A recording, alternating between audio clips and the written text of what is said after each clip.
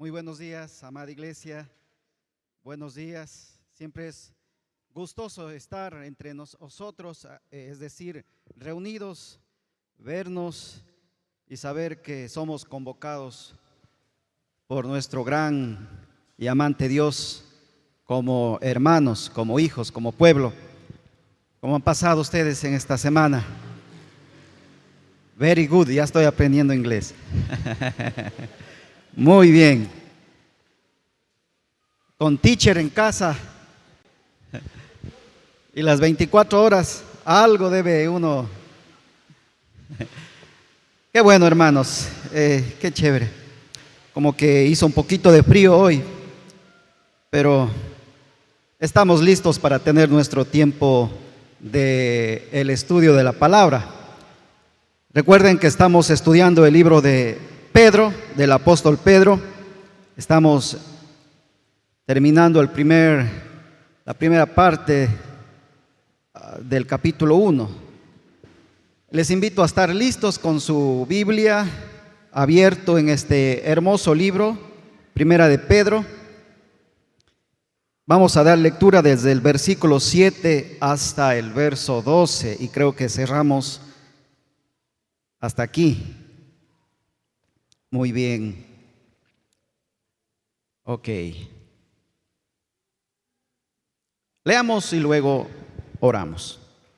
Dice la palabra del Señor, versículo 7 del capítulo 1, para que sometida a prueba vuestra fe, mucho más preciosa que el oro, el cual aunque perecedero se prueba con fuego, sea hallada en alabanza, gloria y honra cuando sea manifestado Jesucristo, a quien amáis sin haberle visto, en quien creyendo, aunque ahora no lo veáis, os alegráis con gozo inefable y glorioso, obteniendo el fin de vuestra fe, que es la salvación de vuestras almas. Los profetas que profetizaron de la gracia destinada a vosotros, inquirieron y diligentemente indagaron acerca de esta salvación, escudriñando qué persona y qué tiempo indicaba el Espíritu de Cristo que estaba en ellos, el cual anunciaba de antemano los sufrimientos de Cristo y las glorias que vendrían tras ellos. A estos se les reveló que no para sí mismos, sino para nosotros, administraban las cosas que ahora os son anunciadas por los que os han predicado el Evangelio por el Espíritu Santo enviado del cielo, cosas en las cuales anhelan mirar los ángeles. Oremos. Bendito Padre, gracias por bendecirnos en esta mañana, en este tiempo más de escuchar tu santa palabra, y Señor, también por el obrar de tu Santo Espíritu en nuestra vida, que nos ilumina, que abre nuestro corazón para escucharte. Y gracias, Señor, por el consuelo, por tu fortaleza que nos brindas a través de ella, que es tu buena palabra. Señor, nos ponemos en tus manos en Cristo Jesús. Amén. Amén. Muy bien, queridos hermanos. Ahora sí, vamos. Entonces, durante este mes entero, bueno, el que pasó y ahora no, el que entramos, hemos estado aprendiendo algunas verdades importantes. Quiero resumirlo solo en palabras breves para que podamos a lo mejor memorizarnos. Pedro nos ha enseñado acerca de la elección, que se seguirá viendo en este libro. También, en segundo lugar, nos ha enseñado de la regeneración. En tercer lugar, de la expectación que esperamos a nuestro Señor Jesucristo. En cuarto lugar, hemos estado hablando sobre la preservación que Dios nos guarda, y hoy quiero hablar un poco más sobre el tema. Y finalmente voy a hablar sobre revelación. Es lo que encontramos aquí en estos versículos que hemos ido leyendo. Entonces recuerde: elección, regeneración, expectación, preservación, revelación. Creo que es una buena manera de poder a lo mejor retener con estas palabras lo que hemos ido aprendiendo. Ahora, todo esto también Pedro nos ha presentado que se ha combinado con las funciones del Padre, a la vez con las actividades del Hijo, con Jesucristo, y con la intervención de su Santo Espíritu. Y eso hemos ido aprendiendo. Ahora, entonces, yo les dije, voy a tocar un poquito más sobre el tema del sufrimiento porque es importante. Permítame, querido hermano, aclarar lo siguiente. Voy a mencionar los ciertos aspectos porque tienen importancia y necesitamos saber. Pero durante el estudio del resto de los capítulos se seguirá abordando sobre la temática de cómo presenta Pedro este tema importante del sufrimiento. Ahora, estas cosas nos van a ayudar, así que atentos. En cuanto al sufrimiento, le voy a presentar de esta manera. Así como el apóstol Pablo tuvo una perspectiva diferente sobre la muerte, por ejemplo, él presentó a la muerte a los cristianos como ganancia. Es lo contrario de pérdida. Él decía, hablando a los tesalonicenses, dice, les hablo esto para que, con respecto a los que duermen, es decir, a los hermanos que han partido, han muerto, para que no se llenen de sobremanera de tristeza como los que no tienen esperanza. Y luego él elabora el tema de la muerte y en otra carta él presenta como ganancia. Porque sí saben, ¿no? Porque para mí el vivir es Cristo y el morir es ganancia. ¿Qué cambio de perspectiva le dio a la muerte? Y esa es la que ha sembrado en nuestros corazones la palabra. No es una pérdida. Ahora, Pedro hace lo mismo. ¿Y en qué sentido?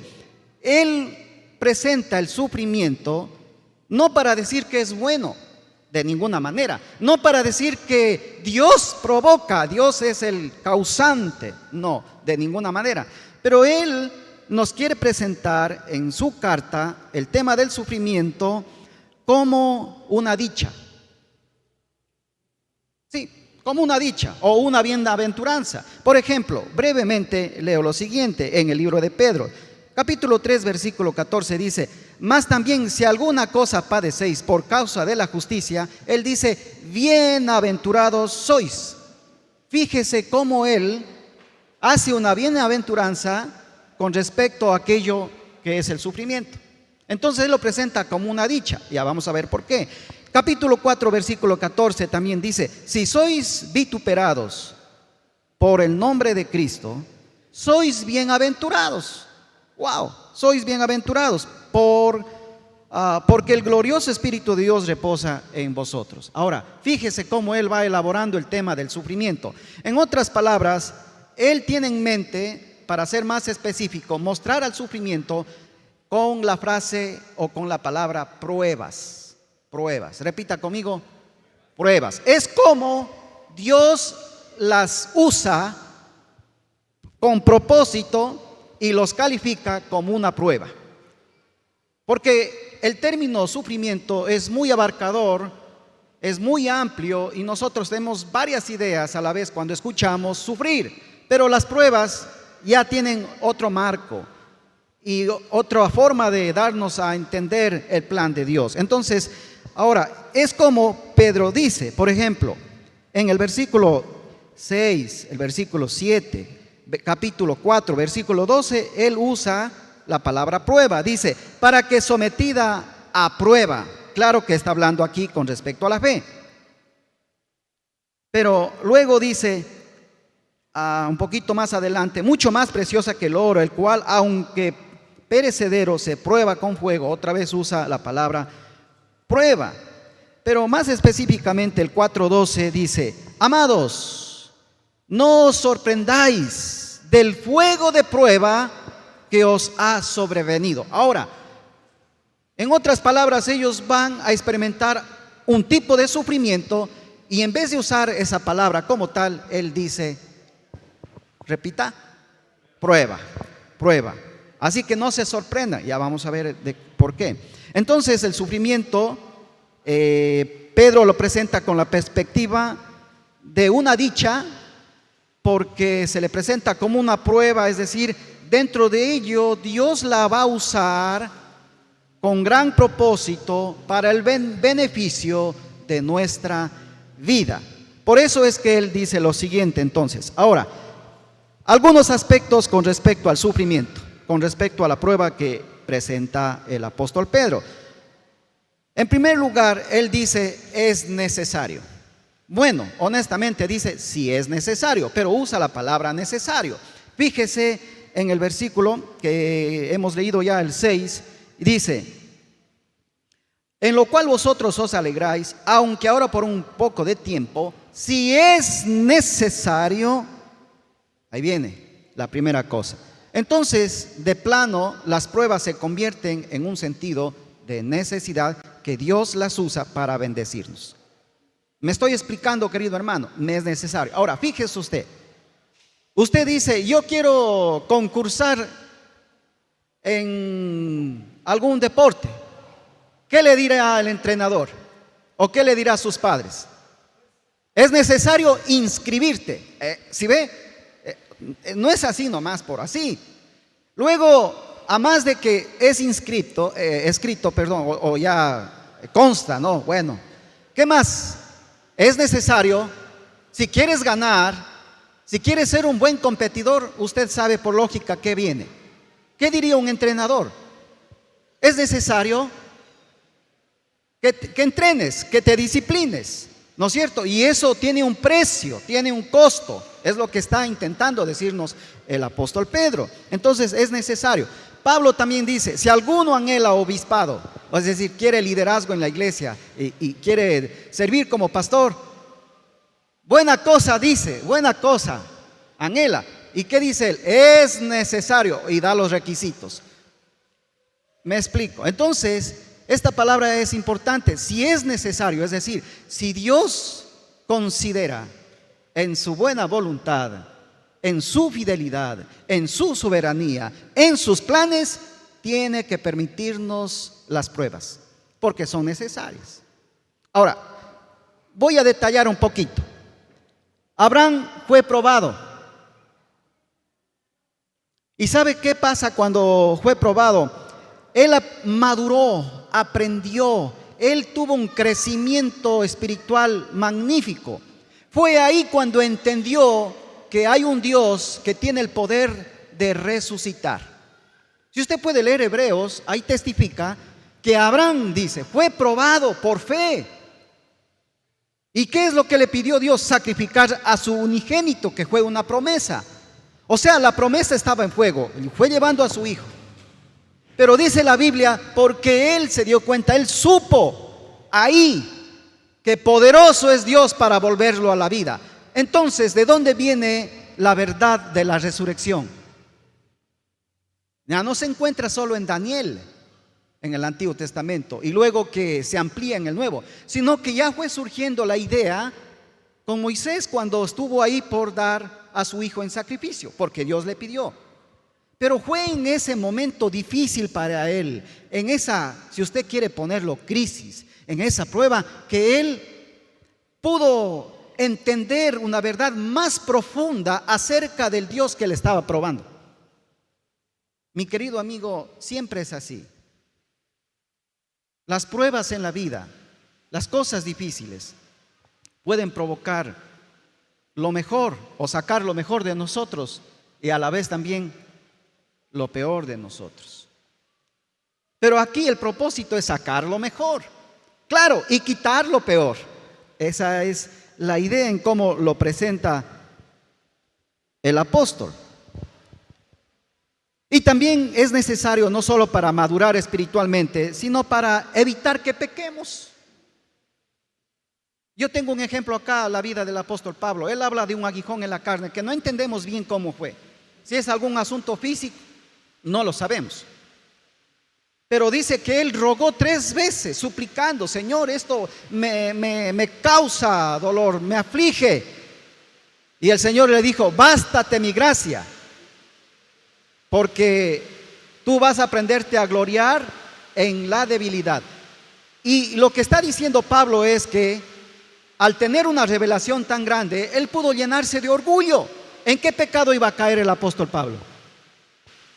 En la exaltación a sí mismo, en creerse que Dios le ha dado tanta revelación y es mejor que otros.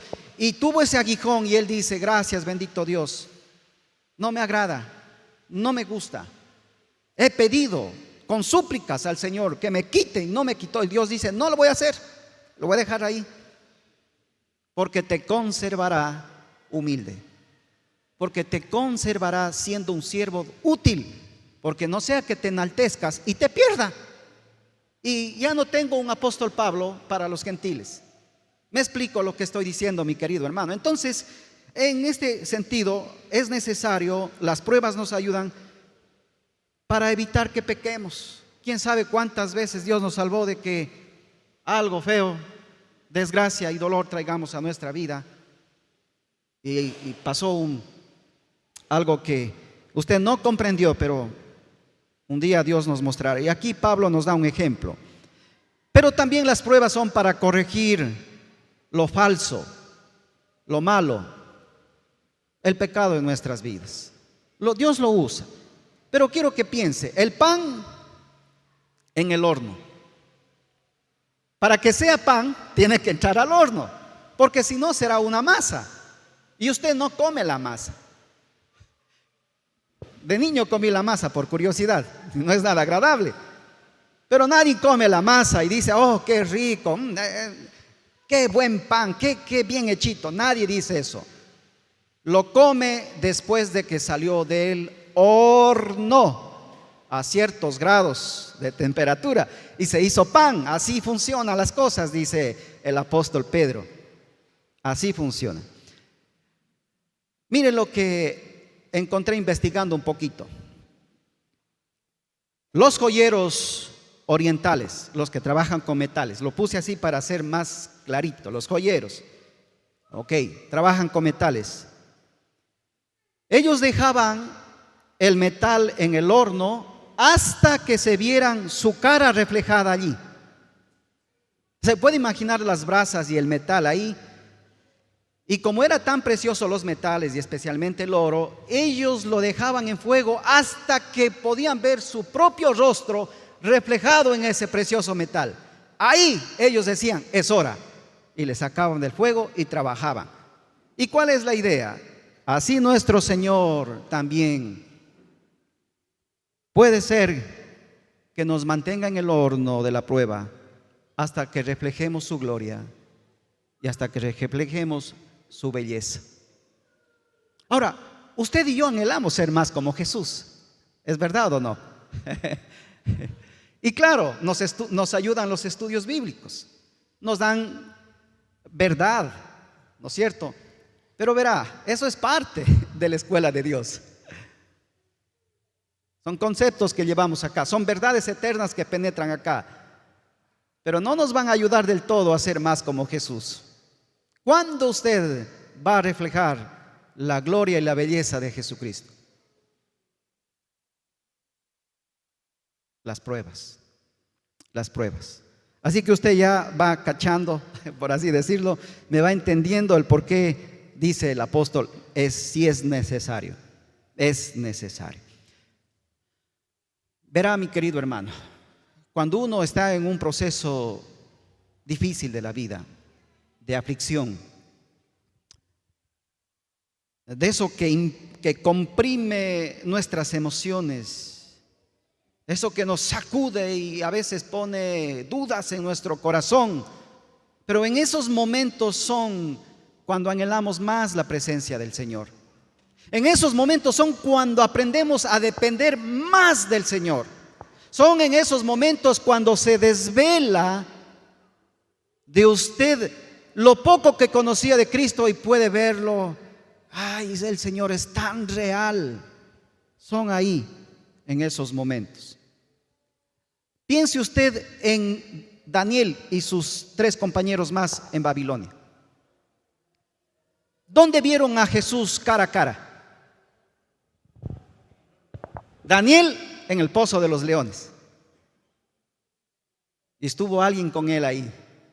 Jamás hubiera tenido esa experiencia de la presencia tan plena de Jesús o de Dios si no hubiera sido por ese lugar, por ese momento, por esa crisis, por ese sufrimiento.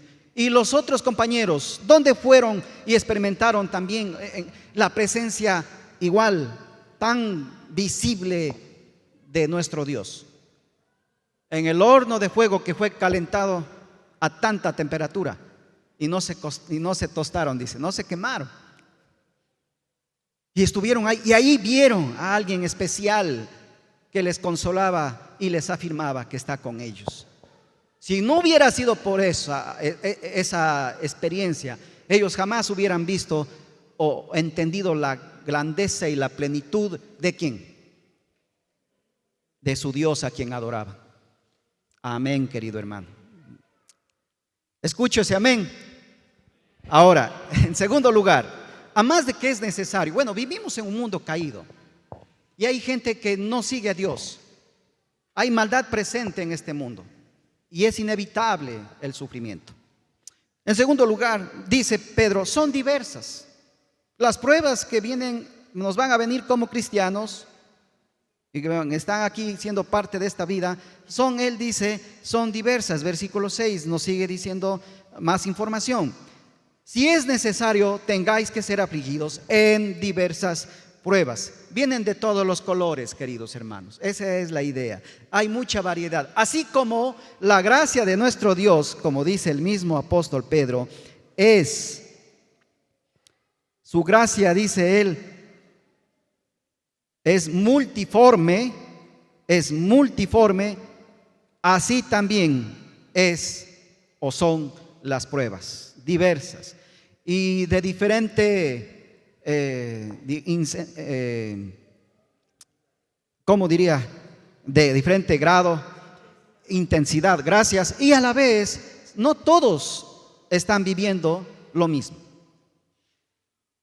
No todos vivirán en el mismo tiempo, en diferentes situaciones, en diferentes épocas. Esa es la idea. Son diversas.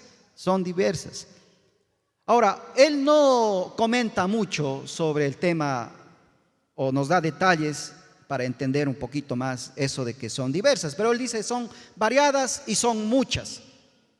Hemos pasado pruebas, chévere, qué bueno, qué lindo. Dios ha probado nuestra fidelidad, nuestro amor a Él.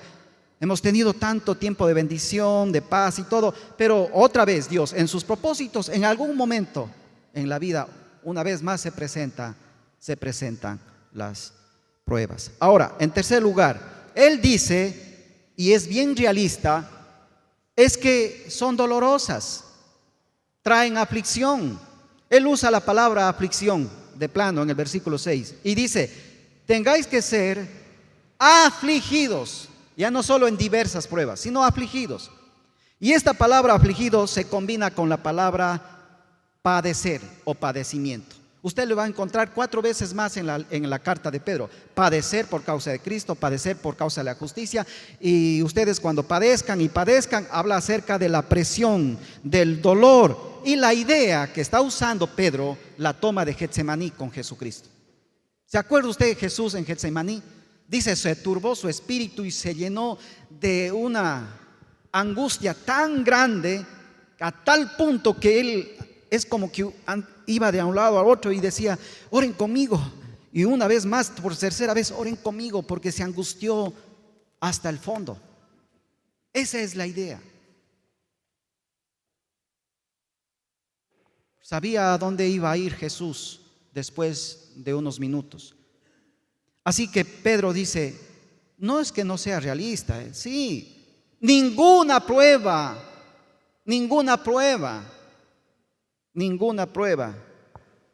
es gustosa. Todas traen dolor, afligen, nos sacan lágrimas, nos angustian.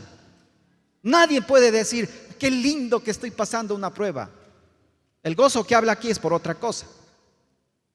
Pero trae aflicciones. Y es esa prensa, así como Jesús en Getsemaní, que significa prensa para prensar las aceitunas, para sacar el jugo. Eso es lo que está sacando el Señor con nosotros a través de las pruebas. Lo mejor, y nos está prensando. Pero traen dolor, angustia, preocupación, afán. Todo eso. Entonces, qué lindo saber que la Biblia es realista y nos presenta las cosas tal como son. No es como algunos cuando escuché a alguien que enseñaba artes marciales y decía, no existe el dolor. No sé, esa filosofía no cuadra conmigo. Ven, te doy uno, verás que sí duele. Existe el dolor, duele. ¿Cuánto más las cosas que afligen nuestro espíritu, aún físicamente? También dice, sigamos, en cuarto lugar, Pedro dice, bueno, a más de que son diversas, a más de que causan dolor, que es desagradable, que es difícil, que aflige, también son de corta duración, es de carácter temporal. No va a durar toda la vida, no vas a pasar así. Ahora, él no nos explica cuánto tiempo específicamente, si serán horas, si serán días, si serán años, si será. Al apóstol Pedro, pues a Pablo le acompañó ese aguijón en algún momento de la conversión o después el resto de su tiempo. No sabemos cuánto tiempo. Y no se ponga a averiguar sobre eso.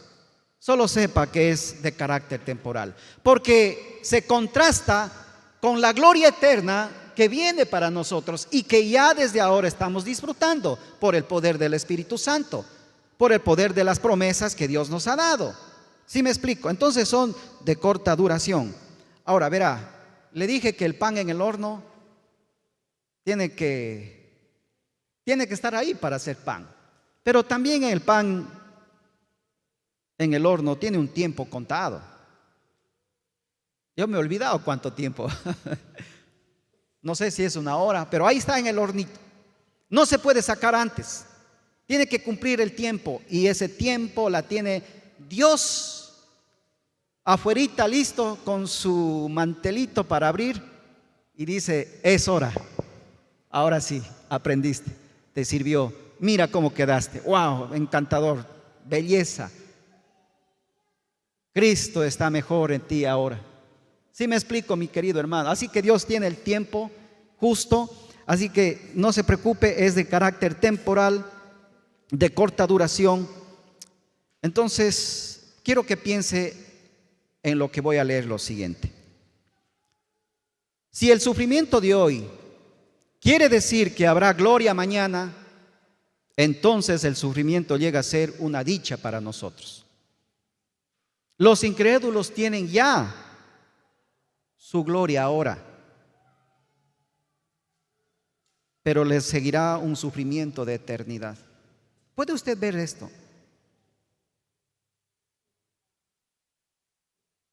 Los incrédulos tienen ahora ya su gloria, pero les seguirá un sufrimiento eterno sin la gloria de Dios. Cuando esto lo evaluamos, lo meditamos, lo procesamos en nuestra vida, hay una fortaleza y una paz sobremanera. Por eso dice él, un gozo inefable, un gozo glorioso en nuestra vida. Piensen en lo que les acabo de decir. En quinto lugar, ya hemos visto, es necesario, son diversas, traen aflicción, son de poca duración o carácter temporal. Y quinto lugar, Pedro nos presenta causas. Él elabora 4, pero 3 hay que escucharla bien. La otra, él la pone, pero dice, no vaya por ahí. Me explico. En primer lugar, él dice, ¿por qué sufrimos? Aquí vamos a entender un poquito más sobre el tema del sufrimiento o la palabra que usa él como prueba. Fíjese lo que dice él, capítulo 3, versículo 6. Vamos rapidito. Ahí mismo en su libro, el versículo 6.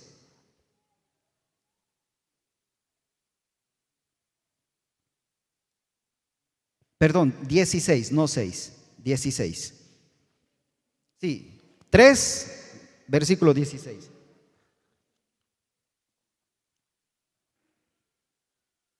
Dice el versículo 16 del capítulo 3.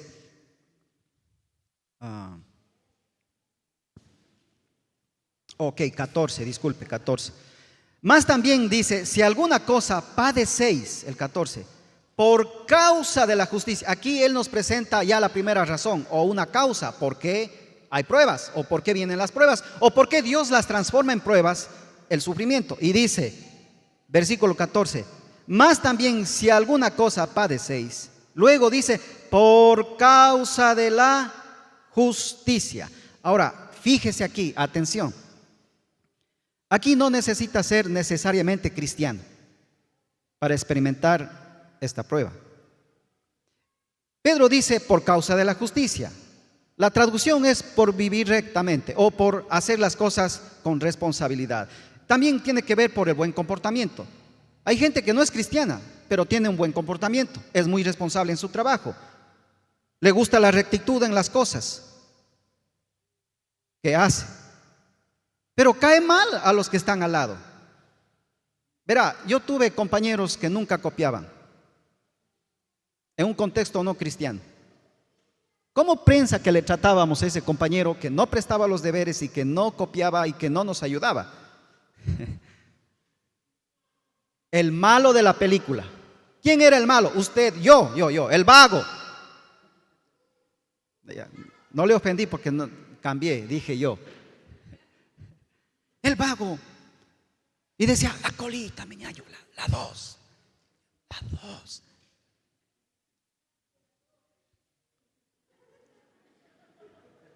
Y un compañero que conocía, solo me voy a la cabeza, ya era suficiente. Imagínense, ¿por qué no estudié? ¿Por qué no me dedico? Pero él era el malo. Él era el malo. Así que le hacíamos bullying a él. El malo era yo. Yo era el descuidado. Así que aquí había un problema. Entonces dice, hay una causa por la que por causa de la justicia. Usted sea recto, usted sea generoso, usted haga bien las cosas, sea responsable, llega a tiempo, no como yo. Y verá que comenzamos a caer mal a los que están al lado. Dice, ahí viene esa, una creída. ¿Por qué? Porque llega puntual, cumple con sus responsabilidades. ¿Y qué hace la gente cuando ve eso? ¿Qué hace su jefe? Le felicito, señor Gutiérrez. Bien hecho. Ay, bien hecho. Dice la otra. Las otras se burlan. Así empieza por causa de la justicia. Y por eso es que Pedro dice, más también, si alguna cosa padecéis. Ok, los que hacen las cosas rectas padecen. Él está hablando de algo natural, causa y efecto, punto, así de sencillo, es parte de la vida así. Eso lo vas a ver en cualquier lugar, cuando hay justicia, cuando hay rectitud, cuando el comportamiento está a la altura, cuando hay excelencia, se provoca que los demás hagan algo que nos produzcan eso que no nos gusta, sufrimiento. Y claro, él dice, hay murmuraciones, hay calumnias, hay vituperaciones, os ultrajan, dice él. ¿Sí le ha pasado lo que les estoy comentando? Sí, ¿no es cierto? ¿Verdad que es así? Entonces, la primera, dice él, por causa de la justicia. Pero viene otra. Y el capítulo 4, versículo 14, un poquito adelante, dice, si sois vituperados, experimentan eso de padecer por el nombre de Cristo. Aquí sí viene lo exclusivo. Por causa de Jesucristo. Por decir que sí soy cristiano. Por no avergonzarme que soy un cristiano. Por eso en el versículo 15 dice, así que ninguno de vosotros, más adelante dice, glorifique a Dios por ser cristiano, no se avergüence. Versículo 16, pero si alguno padece como cristiano, no se avergüence. Aquí viene la segunda causa, es por nombre de Cristo. Es por su identidad, su identificación claramente, abiertamente con Jesucristo. Y no se avergüenza. He escuchado a veces, uy, qué lindo, usted ha sido cristiana, ¿no? Sí asisto a las reuniones que usted, pero se dan las vueltas, ¿no? Cierto que usted ahora se ha hecho evangélica o evangélico y que se ha hecho un hermanito y ya comienza así como que,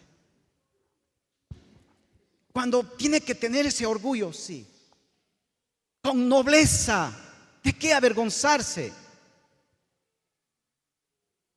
Bueno, la Biblia dice, si sois vituperados por el nombre de Cristo, segunda razón o causa por la que experimentamos este tipo de sufrimiento. Entonces, lo que quiero decir, queridos hermanos, es esto. Pedrito, tengo un amigo que le digo Pedrito, él usa el término sufrimiento no para describir una enfermedad física. Él usa esta palabra prueba, sufrimiento, padecer, no para describir una persecución estatal o que el Estado diga aquí extermino a los cristianos y viva la fiesta. No. Él usa este término en un contexto donde está presente el abuso por parte de los amos, por parte de los esposos y por parte de los vecinos del barrio, de la sociedad en que vive, de su comunidad. Ese es el contexto. Entonces dice, usted por convivir o vivir puede experimentar esto por causa de la justicia, por el nombre de Cristo, en un contexto donde sirve o trabaja para otros. Ahí tenemos amos, los jefes. Es lo que estaba pasando. Entonces, si usted quiere relacionar aquí el sufrimiento con alguna enfermedad o algún aspecto, a la enfermedad física, no a una enfermedad, o con asuntos de duelos, de pérdidas, o con asuntos de que el Estado decidió perseguir a los cristianos, no es el contexto. El contexto es que él está aplicando el término sufrimiento por el abuso de parte de estos amos, maridos y vecinos de aquellos hermanos en que se encontraban en aquel tiempo, en estos contextos al cual escribe el apóstol Pedro. Y lo mismo es para nosotros. En otras palabras, él está aplicando el sufrimiento del inocente. Ese que por ser recto va a sufrir. Ese por seguir a Jesús e identificarse con Él y su palabra y todo lo que conlleva la vida cristiana, que va a ser puesto el dedo y tildado y calumniado. Ese es. Ahora, Pedro, avancemos un poquito más. También dice, hay otra causa que quiero que sepan. Capítulo 5, versículo 8 y 9 dice, echando toda vuestra ansiedad sobre él, sed sobrios y velad, versículo 8. Porque vuestro adversario, el diablo, como león rugiente, anda alrededor buscando a quien devorar. Y fíjese lo que dice, al cual resistid firmes en la fe. ¿A quién hay que resistir firmes en la fe? Al diablo, que es nuestro adversario, que anda como león buscando a quien devorar. A él hay que resistirle firme en la fe. Y fíjese lo que añade el apóstol Pedro, dice, sabiendo que los mismos, lea conmigo, padecimientos, aflicciones se van cumpliendo en vuestros hermanos en todo el mundo. Así que ellos van a estar presentes, estas pruebas en todo el mundo, por causa de la justicia, en todo el mundo, por causa de su identidad con Cristo, por servir y amar a Jesús, y también porque hay alguien que nos odia, que es un enemigo voraz, sediento de ver gente que ya no sirva, que no adore a Jesús. Y que también dice, sabiendo que los mismos padecimientos se van cumpliendo en vosotros, ¿no es cierto? En vuestros hermanos en todo el mundo. Así que él dice, también Dios le permite y trae muchos tipos de aflicción, pero Dios las puede convertir en prueba. Jesús fue tentado por el diablo, pero también la Biblia afirma en los evangelios que pasó la prueba. Así como los judíos fueron tentados en el desierto o fueron probados, él también fue probando y salió victorioso. Resistió firme al enemigo. ¿Y qué puso en tela de duda en Jesús? Ser hijo de Dios, porque le dijo, si eres, oye, me enteré que eres hijo de Dios, qué bueno, pero si eres hijo de Dios,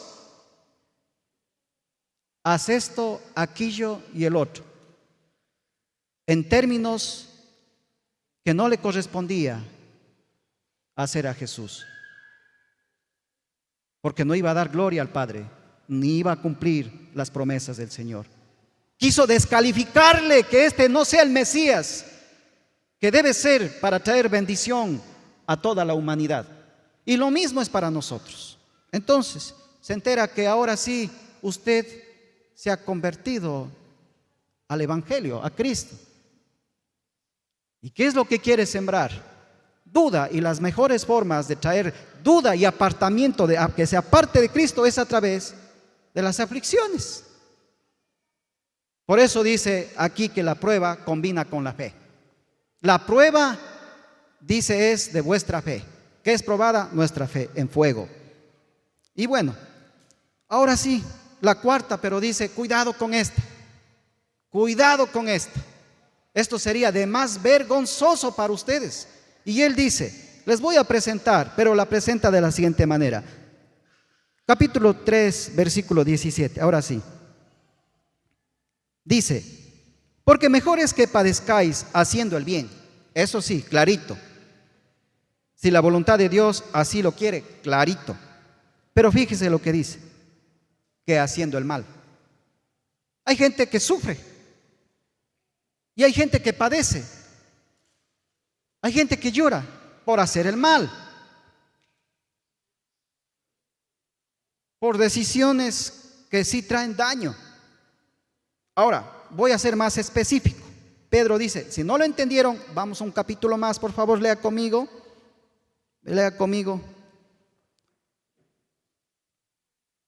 Capítulo 4, versículo 15, dice, ¿no entendió lo que le dije acá? Vamos un poquito más adelante. Capítulo 4, versículo 15 dice, así que ninguno de vosotros padezca, sufra como homicida, o ladrón, o malhechor, o por entremeterse en lo ajeno, chismoso, en otras palabras.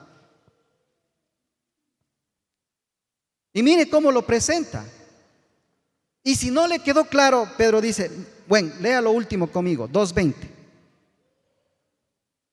2:20 dice, mire, pues qué gloria es si pecando sois abofeteados, si pecando sufren, si pecando andan, ¿sí me explico? Y lo soportáis, más si haciendo lo bueno sufrís y lo soportáis, esto ciertamente es aprobado delante de Dios, el resto no. Amén. Entonces hay 4 cosas: por la causa de la justicia, por causa de Cristo, por causa de un enemigo, el diablo, finalmente dice por causa del pecado. Pero cuidado, qué pena y qué triste, qué vergüenza es cuando por irresponsabilidad, por algún pecado, por malas decisiones, sufrimos. Y estamos tan afligidos. Y aún queremos hacerle ver como que es por causa de Cristo. Aquí dice, no, qué gloria es, dice él. Qué gloria, ¿en dónde está la dicha?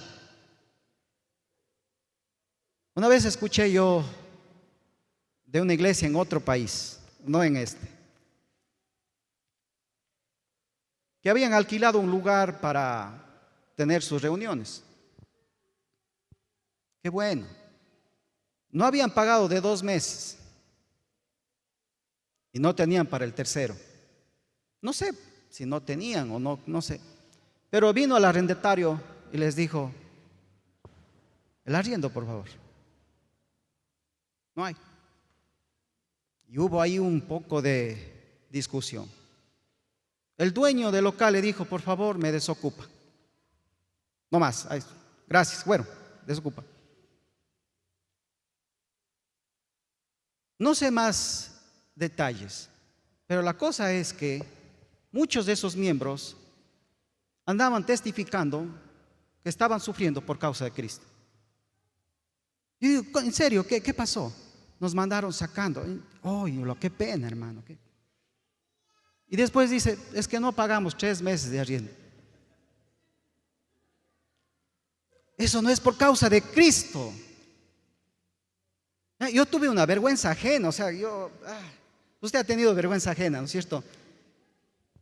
Yo con mi esposa tengo un dicho, decimos, no dirás eso delante de gente. Nos va a dar vergüenza ajena, aquí entre nosotros nomás.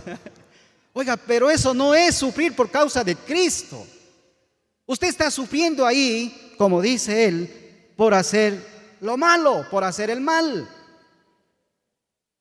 ¿Y cómo quiere relacionar eso? Entonces, piense bien cuando usted esté afligido, sufriendo. Aguántese machamente si es que fue por hacer el mal. Sufra las consecuencias. Pero si es por causa de la justicia, es digno de ser alabado. Si es por causa del nombre de Cristo, con mayor razón. Usted es dichoso. Así dice la Biblia, es bienaventurado. Muy bien. Tenemos un poco más de tiempo. Vamos, hasta aquí. Entonces, esto, Pedro dice, es bueno que sepan en cuanto al tema del sufrimiento y lo consideren en el resto de los capítulos que hay que estudiar. Muy bien. Ahora, Pedro dice, vamos a hablar un poco de la revelación, porque esto también es muy importante y de gran bendición para nuestras vidas. Entonces, los últimos versículos, él dice del 10 hasta el 12, los profetas que profetizaron de la gracia destinada a vosotros, inquirieron diligentemente, indagaron acerca de esta salvación, escudriñando qué persona y qué tiempo indicaba el Espíritu de Cristo que estaba en ellos, el cual anunciaba de antemano los sufrimientos de Cristo y las glorias que vendrían tras ellos. A esto se les reveló que no para sí mismos, sino para nosotros, administraban las cosas que ahora os son anunciadas por los que han predicado el Evangelio, por el Espíritu Santo enviado del cielo, cosas en las cuales anhelan mirar los ángeles. ¿Qué nos dice aquí el apóstol Pedro? Muchísimo, pero tome atención. Lo voy a resumir de esta manera. En primer lugar, en cuanto al tema de la manifestación o la revelación, es decir, que Dios da a conocer sus planes y a la vez cómo los está cumpliendo en la historia, eso dice el apóstol Pedro. Primero, la primera revelación es con respecto a Cristo. Él será manifestado. Y él dice, en esa manifestación que vendrá, porque en el versículo 7 al final dice, cuando sea manifestado Cristo. Y luego habla de que no le hemos visto, pero le amamos y creemos en Él. Y cuando Él llegue, nos vamos a alegrar con un gozo inefable y glorioso, dice Pedro. Así que en primer lugar, en cuanto a la revelación, Él tiene 3 puntos importantes. La revelación con respecto a la persona de Cristo, la revelación con respecto al tema de las Escrituras y en tercer lugar, la revelación con el tema del Espíritu Santo. Así que preste atención. En primer lugar, con respecto a Cristo, Él dice, regocíjese en Cristo. Ahora, esto va unido a los sufrimientos. Porque Él dice, sé que esto duele, pero ya está entendiendo el propósito que hay detrás de estas aflicciones. Dios, a través de Cristo, está trabajando. Y Él viene pronto y nos va a traer esa salvación tan esperada, llenas de promesas. Así que llénate de gozo, porque lo que viene, ¡wow! Ahora, fíjese. Versículo 11, la última parte. Él está hablando del Espíritu de Cristo que estuvo en los profetas que estaban anunciando de antemano ¿qué? Los sufrimientos ¿de quién? De Cristo. ¿Y qué más estaban anunciando? Las glorias que vendrían. Así que Pedro dice, ya están hasta aquí con el sufrimiento.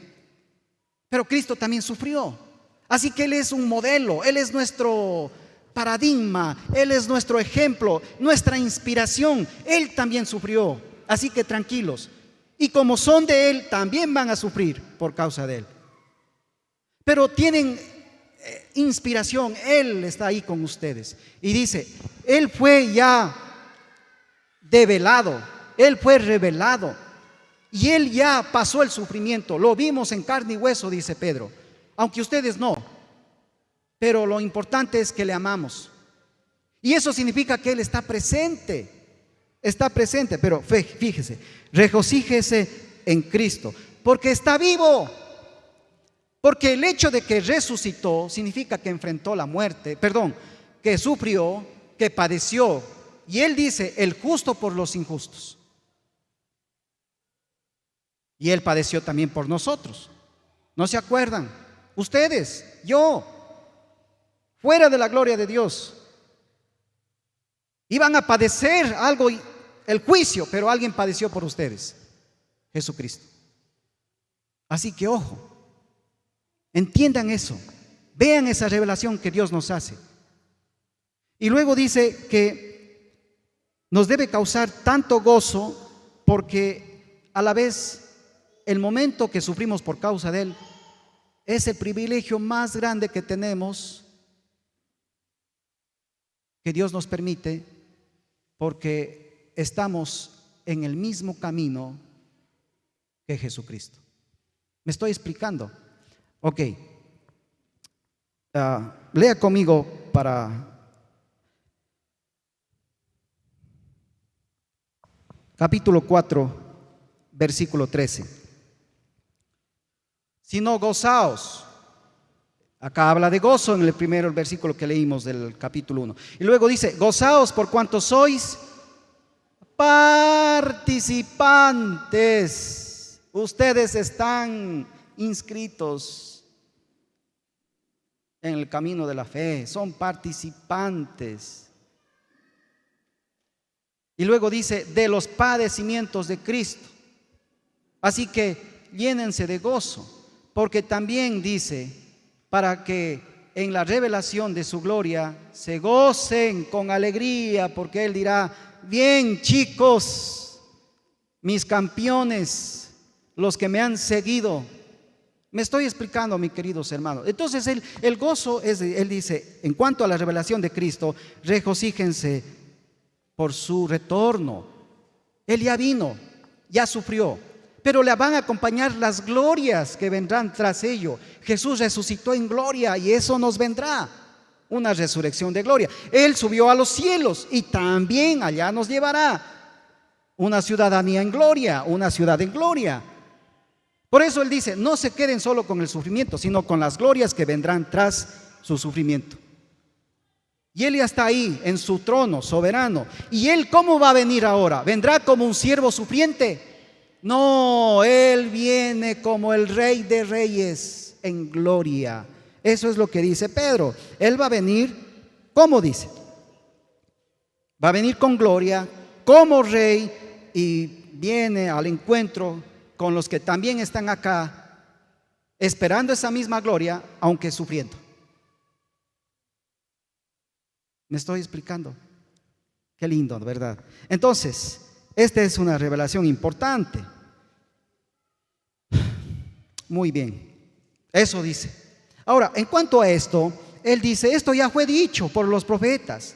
Ellos profetizaron de esta gracia, de esta salvación destinada a todos nosotros. Y ellos inquirieron y diligentemente indagaron acerca de esta salvación que ahora ustedes ya lo están disfrutando. Ellos no lo entendían del todo claro, pero ustedes sí.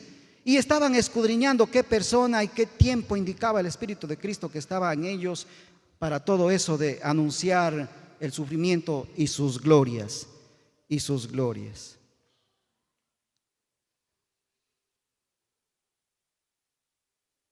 Fíjese cómo aquí se encuentra relacionado la actividad del Espíritu Santo con Jesucristo. Entonces, en cuanto a la revelación que Pedro nos presenta, él dice lo siguiente.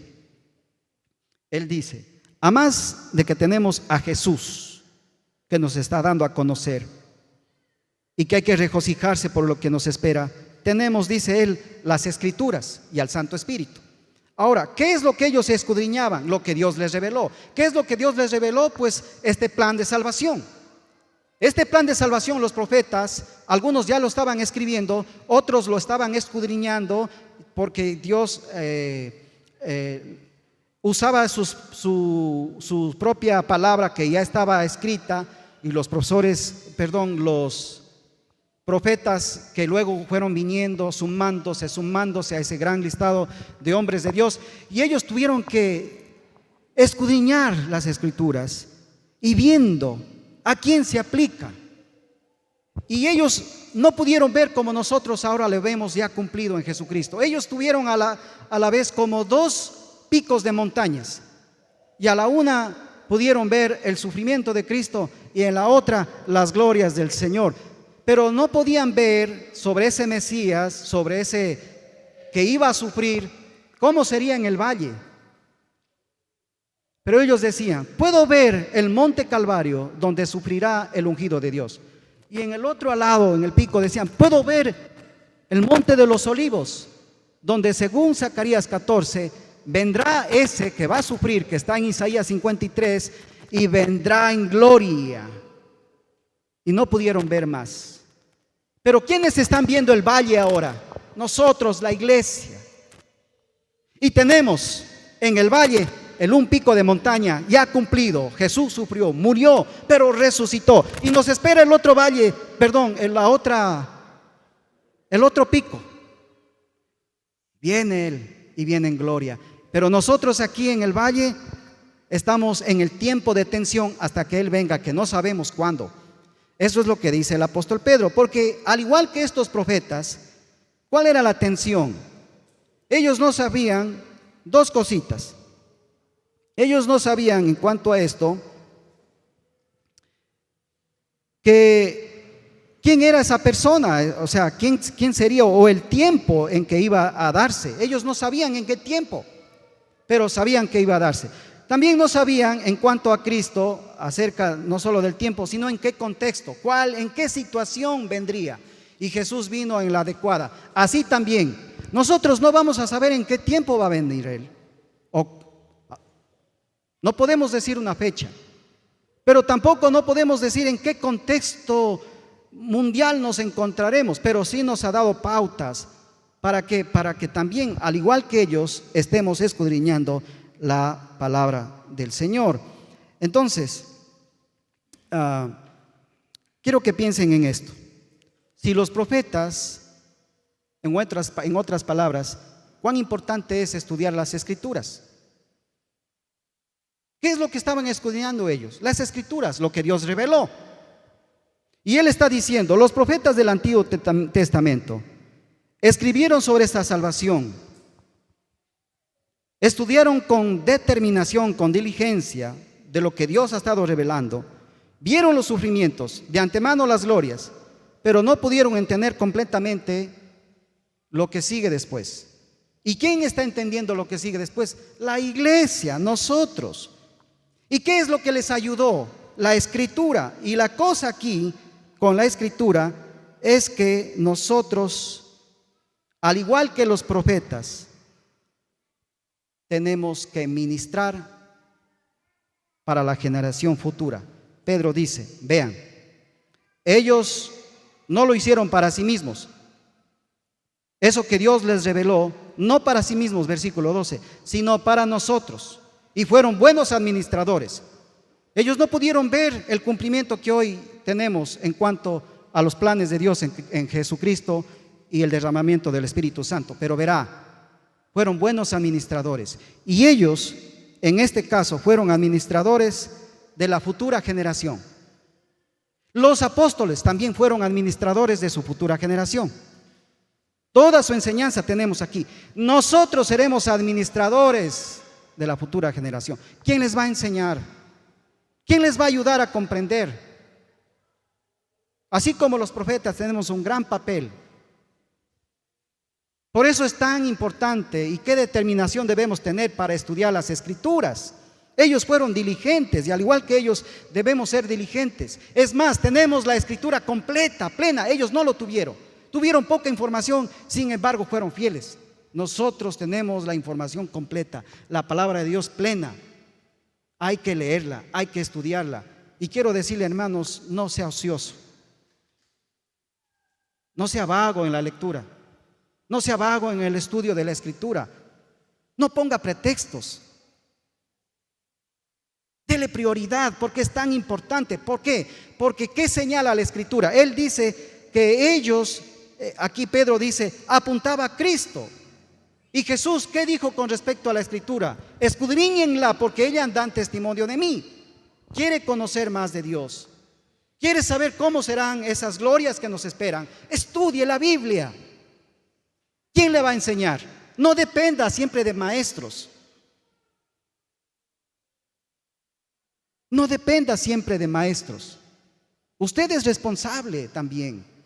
Qué bueno que tengamos maestros y pastores que nos enseñan la Biblia, pero usted no se quede conforme.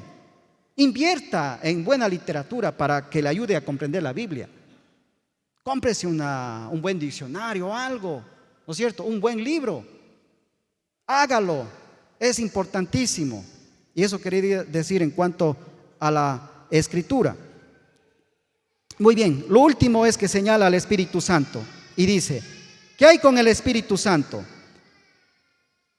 Dice en otras palabras, al leer estos pasajes que ya hemos visto, que el Espíritu de Cristo estaba ¿en quién? En los profetas. Capítulo 4, versículo 14, vuelve a decir que ahora el Espíritu está en vosotros, los creyentes. No solo son vituperados y dichosos. Él dice, porque el Espíritu de Dios reposa sobre vosotros. Ahora, fíjese esta importancia.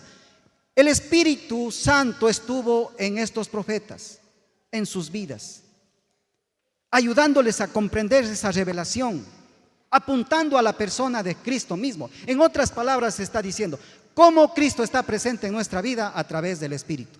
¿Quién hace presente a Jesús? Le hace real, le hace vivo, le hace realmente, o sea, experimentar espiritualmente su presencia, el Espíritu. ¿Por qué? Porque está en vosotros. ¿Qué más tiene de importancia que el Espíritu esté en nosotros? Que el Espíritu se encarga de dar testimonio de Jesús, de traer gloria a Jesús a través de nuestras vidas. Es Él el que nos confirma la verdad de Dios. Él es el que nos confirma que Jesús nos ama y que debemos amarle. Y también en cuanto al Espíritu, es que Él nos ilumina para entender las Escrituras. Verá, hay una clave para la interpretación. Usted puede tomar todos los cursos de hermenéutica, todos los cursos de exégesis que tienen que ver cómo estudiar la Biblia. Hágalo y bien por ello. Pero acá hay una gran importancia para la interpretación. La clave es el Espíritu Santo. Si no hay Espíritu Santo presente en su vida, no va a haber iluminación de la palabra. Verá, ¿cómo usted llegó a conocer a Jesús mediante el Evangelio? Por el Espíritu Santo, porque Él estaba convenciendo de Jesús en su vida. ¿Quién? El Espíritu Santo. Lo mismo, ¿quién le va a ayudar a entender? El Espíritu Santo. Así que es importante nuestra comunión de Dios a través de la palabra.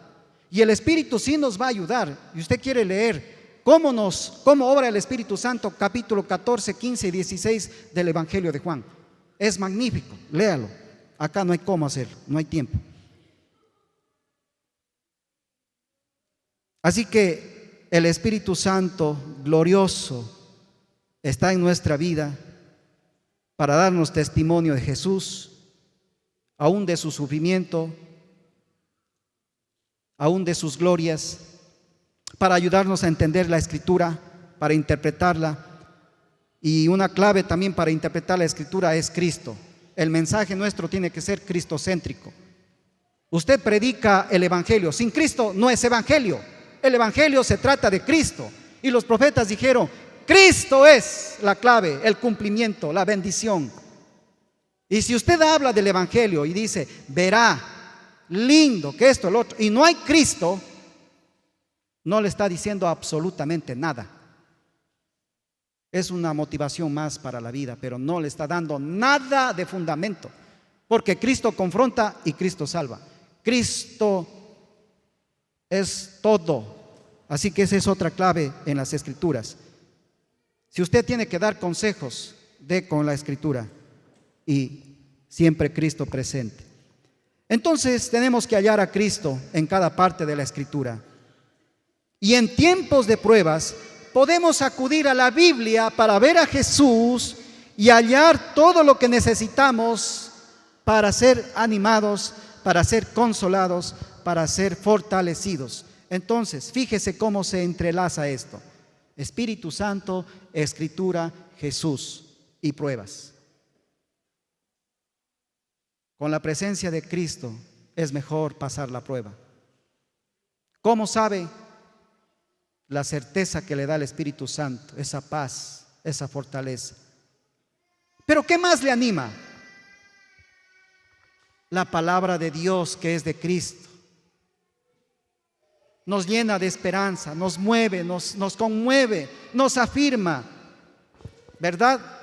Muy bien. Entonces, también por último, es que el Espíritu nos ayuda a anunciar y a proclamar el Evangelio. Así como estuvo en los profetas, Cristo presente ahí, de antemano estaba anunciando lo que iba a venir. También lo hizo a través de los apóstoles, porque fue una promesa de Jesús y dijo: recibiréis poder cuando Él venga, hablando del Espíritu. Hechos 1:8.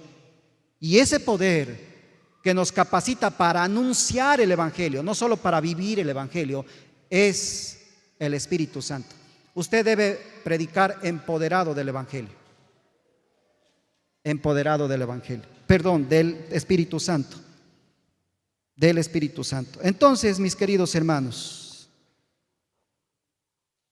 debemos sentirnos plenamente privilegiados por vivir primeramente en un tiempo de cumplimiento, con la certeza que el resto se va a cumplir. Y que esto incluso anhelan ver no solo los profetas de antaño que estuvieron anhelando ver, sino también los ángeles. Es lo que quiere decir al final. Los ángeles no tienen el conocimiento de todos los planes y el cumplimiento y las promesas que Dios está trayendo ya en Jesucristo. Nosotros tenemos ese privilegio, ahora en el presente. Y aunque suframos, Pedro dice: lo último que tengo que decirles es que somos tan privilegiados. Todo lo que hemos aprendido nos ayuda a comprender ese privilegio. Somos tan privilegiados. Hasta aquí, mis queridos hermanos, he tratado de explicar, lo cual no siempre es fácil, temas importantes, especialmente de la palabra de Dios. Pero hasta aquí cerramos el capítulo 12, seguirán el resto de versículos 13 en adelante. Pero qué privilegio. Oremos.